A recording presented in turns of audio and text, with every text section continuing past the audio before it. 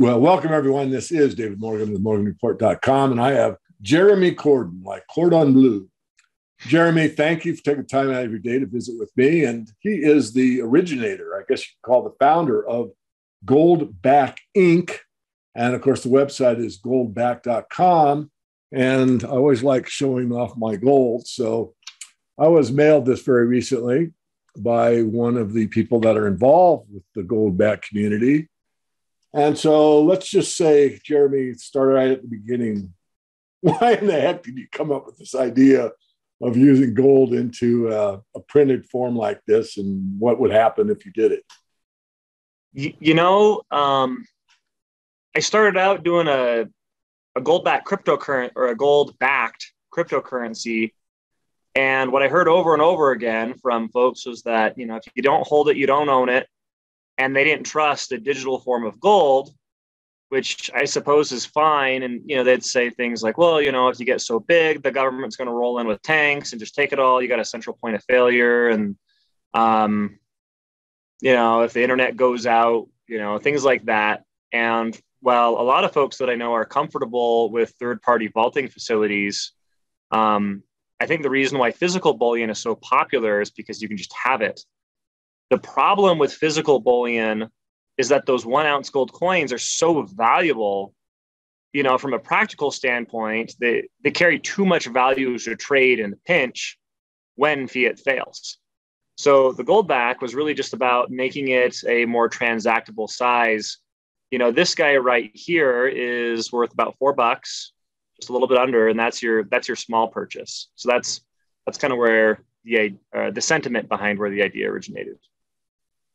I like it, and I'm involved with the crypto-backed gold and silver situation. And by all means, I think there's a place for them too. And we might do a crypto gold-backed project someday. But there are a certain contingent of people that they really like the private transaction. They don't trust anything online. They don't trust any third-party vaulting facility. And I think there's a niche for those people too.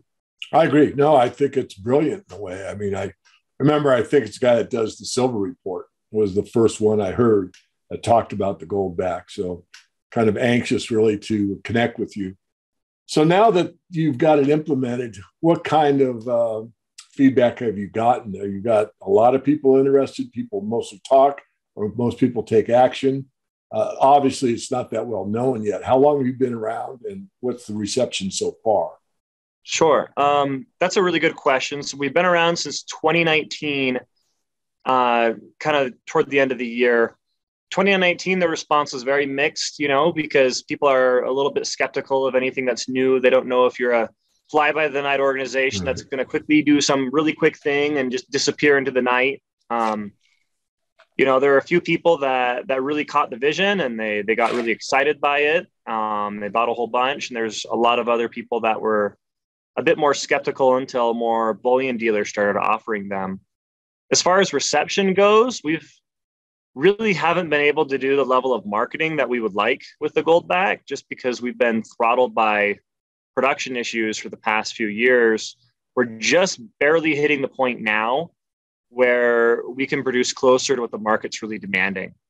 I tell people that we probably only spent about $50,000 in advertising in the last 3 years, and we've sold every single Goldback that's been produced. So, a lot of it's just been word of mouth. Well, that's what we're hoping to accomplish here, is to spread the word.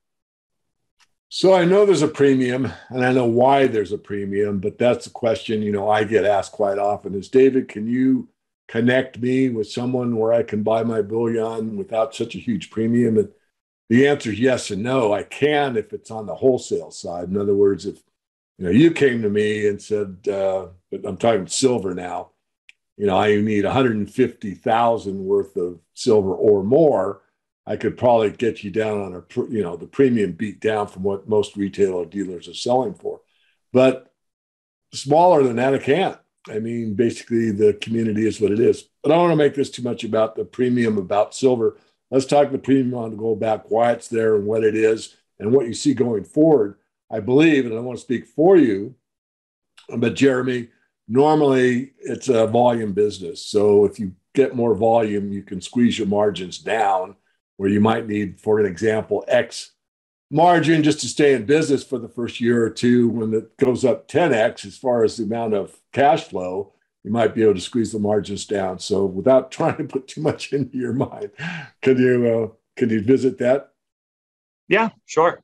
With the Goldback, what you really have, people don't really understand quite how they're made. It's micro technology, it's vacuum deposition technology. There isn't anything more technologically complicated that you own apart from your computer or the computer chips in your vehicle than a Goldback. So Goldbacks are made through vacuum deposition. So they're made atom by atom, with lasers and ionic bombardment. And they're measured at a very, very fine level. So it's an expensive process, which is part of why it's been so hard to scale. And it used to be a lot more expensive. The technology originally came out around 2010, 2011. And Valorum, which is the manufacturing company, has been trying to get premiums down. It used to have about an 800% premium. Then they got it down to a 600, then a 400. The first year that Goldbacks were made, these guys were actually produced at a loss for our manufacturing company, just in an effort to keep premiums, around 100%. Mm-hmm. But at that point, what you have is a piece of gold. So this is 1/1000th of an ounce. And you have a unique serial number on it where every single gold, let's see if I can show you. So you see the serial number right there in the middle. So that printing actually indents, the polymer is printed first, that indents on the gold. That means the actual gold structure of every single Goldback is unique and serialized, and they've never been counterfeited. And for the individual production cost of a single Goldback per unit is like $1.50, somewhere in there. It's very inexpensive, and you compare that to a coin where, all a printing company will do using a technology that's been out for 200 years, an equipment that costs $30,000 is they'll stamp it once or twice, and that adds, on an ounce of gold, $50 to $100 of value. Yeah. And this is like, $1.50, that's more the range for a Goldback. Yeah. So we're actually really proud of how cheap Goldbacks are. I think if you compare it to other small denomination gold, there's these tiny, half grain bars, things like that. You'll find that things that are much lower tech than a Goldback carry much higher premiums, around 200% or 300%, whereas a Goldback is closer to 100. Now, in terms of squeezing it over the time, I'll tell you right now, the people that are upset about a 100% premium on a Goldback, I don't think they'll be less upset if there's an 85% premium. Really, I think there's a contingent of people that would love to buy Goldbacks if I could produce them at melt, but that's not really real. Right. Now, and people ask me to explain this. They say, well, why would I ever pay double for gold? How dare you? Why would you even make such a product? What kind of business are you guys running? And I might ask them, I say, well, what's the melt value of your car? As you go to a dealership, do you ask them what spot steel is that day and the value of the rubber? Or, do you look at a 2x4 before you buy pencils? As soon as you split something up into very, very, very, very small increments, you have to add labor to it. And that labor adds value. If I can take an ounce of gold and split it into 1,000 of these, which is a giant stack, and I can uniquely serialize every single one and make them non-counterfeitable and usable for hundreds of transactions versus an ounce of gold, that's value that's added into the Goldback itself. And when you trade with it, you get that value back. Right. In fact, the trading rate of Goldbacks on goldback.com is about $3.80. And that's an average price for Goldbacks. You can find them for closer to $3.60 and you can trade them at $3.80. You can actually save money by bartering with Goldbacks if you know where to shop. Well, that's a good segue into my next thought. And that is, it's a negotiable instrument in a way, just like dollars. If I go to a flea market with a piece of fiat and the guy says, I want $5 for this used gas can, I say, I'll give you $4.50. I've just negotiated with him, right? And it's the same thing here. That's one thing I haven't really stressed in the community, meaning the gold and silver community, is that, if you want to rent an apartment or buy a book or do any transaction, and you're using real money, you have purchasing power. Now, a lot of people will only take the fiat equivalent, and I get that, but it doesn't mean it's not negotiable. In other words, for me, I give a 20% discount for anyone that wants to buy the Morgan Report with real money. So I will take the equivalent of 400 fiat versus the 500 for a consultation, for example. And that's a savings because I value real money more than I do fiat. And at the current rate, I'm willing to take a 20% discount because I think I'll make that back in the near future. So can you comment on that idea that, you've got something that you're going to negotiate, you're using real money here. You're not using some script from some central bank that doesn't have your best interest at heart. Well, a lot of people don't like to use credit cards and things like that because they're not private transactions where, if I pay somebody with one of these, it's a very private transaction, unless you let somebody know, nobody else knows about it. And it's not just you that's accepting precious metals as payment. In Utah, for example, we've signed up hundreds of businesses that advertise themselves as taking goldbacks every day as payment. And we're signing up business networks outside of Utah too, in more goldback states. I've traveled around the country with goldbacks, and I have spent goldbacks in many states. And the reason why people take them as payment, I think, is because they're made out of gold. And the value perception on a single goldback, for the average layman, it feels like this should cost more than, $3 or $4. It's huge. It's huge. That's the one thing. And I might have misspoke, which I really hate to use the word lie. I kind of vaguely now remember of, buying it at a large premium because I wanted to see one. So I think I actually have one stashed away in my stash drawer. Doesn't matter one way or the other. I'm really fascinated with the concept. Certainly get why they are as valuable as they are. And again, just to repeat back to you, Jeremy, you get one of these, it intrinsically feels like a lot more than, as you said, the 4 fiat that it's currently. Let me give you a use case. So sure. I was at a restaurant yesterday. My wife and I, we like to go to buffets on Sunday because we don't mess up the house.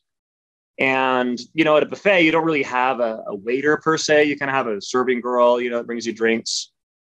And I asked her, I said, has anyone ever given you 24 karat gold as a tip? She said, no one's ever done that. I said, well, I might make this your lucky day then. So I gave her a gold back. I explained what it was. And, she's a 25-year-old girl. She got so excited. I think she was about to cry. And as I was leaving the restaurant, she was up showing the cashier what she got, ear to ear grin. And that's where, that girl has never owned precious metals before. The cashier has never seen precious metals before. You talk about lowering the barrier for entry for young people to getting into precious metals. Young people know we have inflation. We know that the currency is going to pot. A lot of people, they don't know what they're going to do, but buying a $2,000 gold coin doesn't necessarily feel viable for anyone but grandpa, right? Sure. If you have something like this and it looks and it feels like money, it's commodity money. Most people that own goldbacks, and we have over 500,000 people that own goldbacks now in 3 years, most of them are under the age of 35. And they have never owned precious metals ever before. That goes to something I want to talk about, and I want to mostly hear you, but I had the idea of, the Johnny Appleseed concept, right?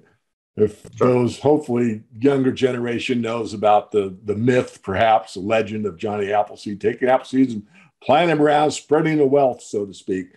And I thought, well, I'll take that concept to silver. And so I had a large quantity of 1/10 ounce silver coins minted by a private mint that has the Morgan Report. And it's stamped into this 10th ounce. And I use those in a similar manner.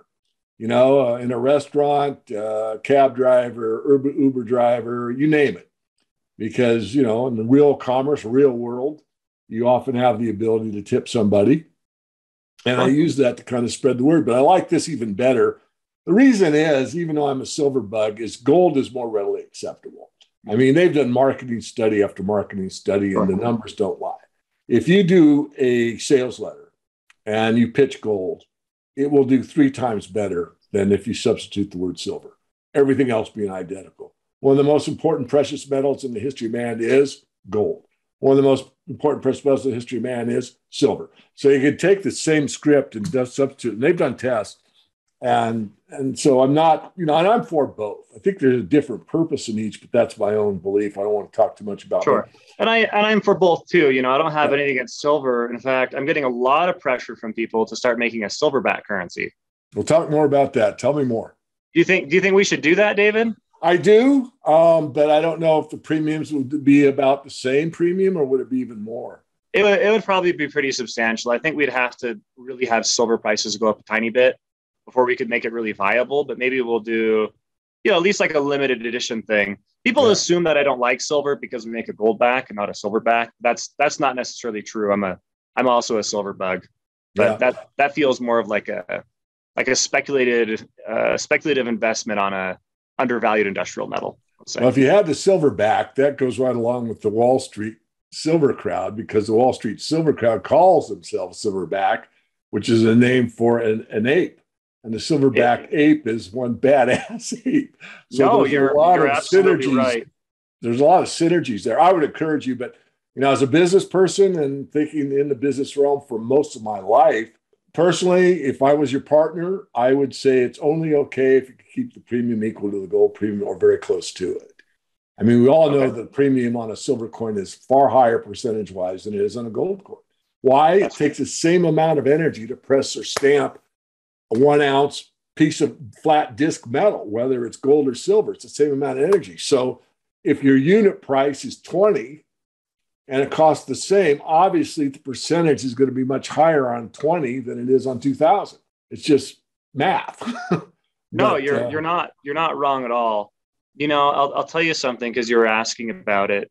The reason why I think the gold back is so successful and why the value perception of it is so high and why so many new people get tracked into the gold back, there's something a lot more fundamental that very few people are really talking about when it comes to gold and silver. And, historically, if you want to go small for a very, very small transaction with precious metals, you got to do your 10th ounce silver round, or, you go back to Roman times and you've got, something more like this guy right here. Right. This is an old Roman coin. You can get these things on eBay for like $4. But back then, it had about $4 worth of purchasing power. It's held its purchasing power for 1,800 years. But in Roman times, this was your loaf of bread. This was your small transaction. This was the widow's mite, right? Right. The reason, I'm kind of going all over the place here, but the reason why I think gold is money is because it's so pretty. And I think part of the reason why such tiny gold coins and tiny gold bars don't really take off is, one, you can lose them really easily. And two, they're not very visually appealing. There's something that's a little bit underwhelming about 1/10 of an ounce of anything. You're dealing with something very small. Now, when it comes to a gold back, you're taking all the beauty of gold, all that natural appeal that people really love about gold. And if the gold back was any flatter, you would be able to see through it. This is the only form of gold that I know of where you can actually see all of your gold. And because of that, the average person, the non-precious metals person, the layman, they see this and they want it because it's pretty. It's beautiful. And for, $3.50, it's not a very big risk to take. Right. No, you've definitely got a niche, and it's, let the market to determine it. I love your attitude. It's like, well, why is it? You already went through all of it, but you made several key points that are why it is successful and will become more successful. So I think we've had a good opening. I definitely want to invite you back, but before, no pun intended. But before we close out, is there anything that we haven't talked about that's mission critical for you today to tell our viewers about you, gold-backed, honest money, or anything else? I'll tell you our gold-back's at right now. I think we've got about somewhere between $35 and $40 million worth of these that have been produced. We've got about 500,000 people that own them. Most of those people are first-time people. And with production going up, I don't think there's really an upper limit. I think this is really going to popularize, or already has popularized in a big way, spending and using gold. And one last thing, we're on track this year in 2022 to produce more units of gold than any other entity in the entire world, including the US Mint. That's key. I'm sorry to just got too excited. Say that sentence again, please. Well, I said this year, Goldback in 2022 is on track to produce more individual units of gold than any other entity that I know of on Earth, including the US Mint. Got it. Excellent. Well, I wish you every success. We will get this out to now, before you think I'm taking myself too seriously, the largest tire manufacturer in the world is Lego. So, you know, it's easier when it's small, right? Right. True. All right. Well, thank you for your time. We will visit again, and I will get an update. And I'm thinking of maybe doing something on Twitter or whatever, that maybe we could do like a survey and get more questions. But anyway, this is just the beginning of a very powerful story. So thank you for thinking outside the box, putting gold into a form that can be used for everyday transactions. What a concept. It's one of the drawbacks. In fact, just to end this on my note, when I wrote the 10 Rules of Silver Investing, I wrote, and this is from memory, but no one wants to be a prophet of doom. But in the unlikely event of an all-out financial collapse, silver will be the money of last resort, because gold will have too high a unit value to be used in everyday commerce. But you just popped that rule number 1 from David Morgan, because now you could use gold in everyday transactions due to your ingenuity. And as a business person, I know it's not, you can having an idea is not a big deal. People think it is. You have to have a good idea, but implementing the idea, that's what separates the men from the boys. So I really want to appreciate your time. We will come back and revisit and take it. We'll take it from there. All right. Thanks for having me.